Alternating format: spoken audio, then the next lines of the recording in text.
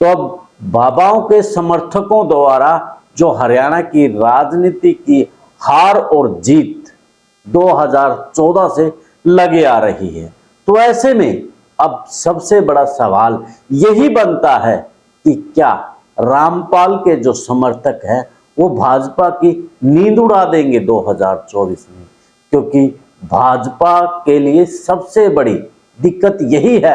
हाल फिलहाल एक तरफ जाट वर्ग सबसे बड़ा दुश्मन भाजपा के लिए बना खड़ा है।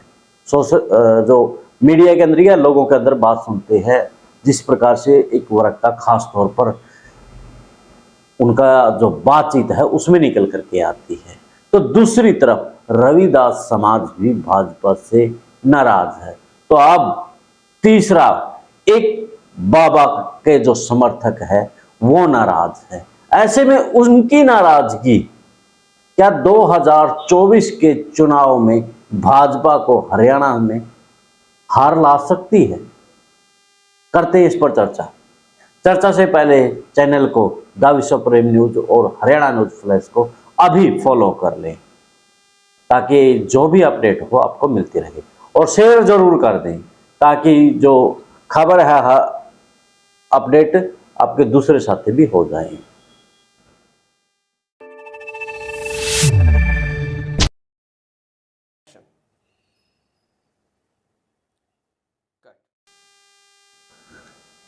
सभी को नमस्कार, राम राम। मैं कुलदीप खंडेलवाल, द विश्व प्रेम न्यूज और हरियाणा न्यूज फ्लैश। हरियाणा के चुनाव को लेकर के जिस प्रकार से हम आकलन करते रहते हैं कि कौन सा वर्ग, कौन सा मुद्दा, कौन सी वो चीज उस पार्टी के लिए प्लस तो उसके लिए माइनस है, तो हरियाणा की राजनीति में अगर बाबाओं का रोल पर आंकलन ना किया जाए तो उस पूरे आंकलनों के साथ अन्याय होगा। न्याय करने के लिए हम हर वो अपडेट आपके पास लेकर के आते हैं कि हरियाणा की राजनीति की आपको जानकारी और बेहतर हो। तो ऐसे में बाबाओं का रोल आपने 2014 के चुनाव में तब देख लिया होगा जब राम रहीम के पास अमित शाह का जो हेलीकॉप्टर है, जहाज है, वो लैंड करके सीधे उसके आश्रम में जाता है, और आश्रम में जाने से पहले हरियाणा के अंदर ये तो लग रहा था कि भाजपा आएगी, लेकिन ये नहीं था कि पूर्ण बहुमत से भाजपा आएगी। लेकिन जैसे ही बाहर शाह निकले और यहाँ हरियाणा से शाह चले गए, तो राम रहीम का फरमान, यानी कि जो उस वक्त मीडिया में या फिर सोशल मीडिया में जो खबरें चली, मैं उसके आधार पे बता रहा हूं, तो जीत का रास्ता खुल गया। तो ऐसे में यही कहा जा सकता है कि 2014 के चुनाव में बाबा राम रहीम के आश्रम से भाजपा की जीत निकली थी, लेकिन उसके बाद बाबा राम रहीम को जेल तक पहुंचा दिया गया। जेल में पहुंचाने के बाद भी यानी कि बीजेपी उस पर मेहरबान होती नजर आई और उसे बार बार पैरोल पर बाहर भेजा गया। तो उसके बाद की बात करें तो पैरोल पर जाने के बाद जो रामपाल के समर्थक हैं वो इस बात से नाराज हैं कि जब राम रहीम को यानी कि पैरोल दी जा सकती है तो हमारे गुरु यानी कि रामपाल को अब तक पैरोल क्यों नहीं दी गई है, जबकि गंभीर आरोप उन पर भी है, गंभीर आरोप रामपाल पर भी है। हालांकि उनका ये तो कहना है कि रामपाल की बजाय राम रहीम पर ज्यादा गंभीर आरोप हैं, और अब तक यानी कि जो रामपाल है वो तो 2014 से जेल में बंद है, और राम रहीम को अब तक लगभग 6 या 7 बार तो पैरोल मिल चुकी है। तो ऐसे में भाजपा और जो रामपाल का बाबाओं का राजनीतिक को खेल को देख करके तो यही लग रहा है कि 2024 के चुनाव में कांग्रेस और बीजेपी के साथ में अब बाबाओं का भी यानी कि जो समर्थन से एक दो पार्टियां बनने वाली हैं। दो पार्टियां किस प्रकार से, जिस प्रकार से आप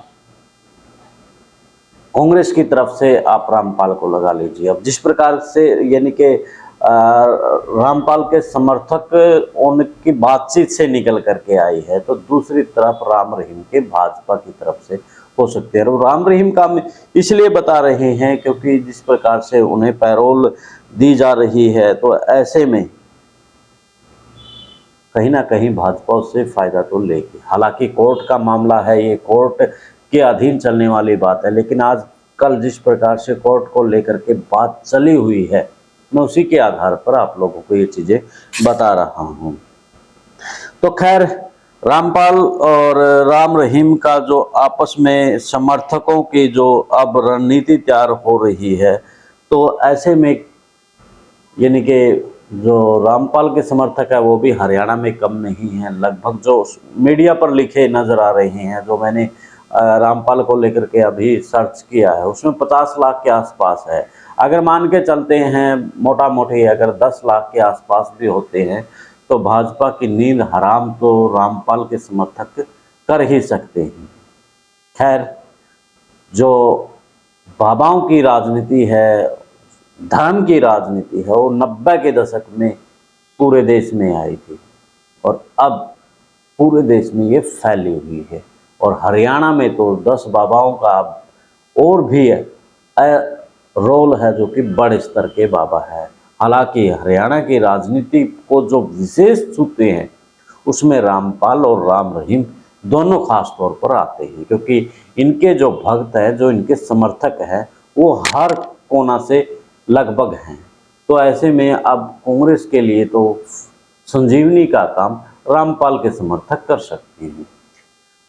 जिस प्रकार से जो रामपाल के समर्थक हैं, तो वो इस बात से नाराज हैं कि अभी तक हमारे गुरु यानी कि उनके बाबा को अभी तक ना पैरोल दी गई है, ना कोई किसी प्रकार की विशेष राहत और छूट दी गई है। खैर, राजनीतिक मेरा आंकलन आप लोगों को कैसा लगा ये जरूर बताएं। उसके साथ में आज का महत्वपूर्ण सवाल, रामपाल समर्थक यदि कांग्रेस की तरफ हो जाते हैं तो क्या कांग्रेस की नैया पार लग जाएगी? इस सवाल का जवाब आप जरूर दें। देश और प्रदेश की खबरों के लिए द विश्व प्रेम न्यूज और हरियाणा न्यूज फ्लैश को शेयर और सब्सक्राइब कर लें और फेसबुक पर जाकर के फॉलो भी कर लें। शेयर इसलिए करें ताकि अपडेट हर किसी को मिलती रहे। अब मुझे दे इजाजत, मिलते हैं एक नए वीडियो में। जिंदाबाद।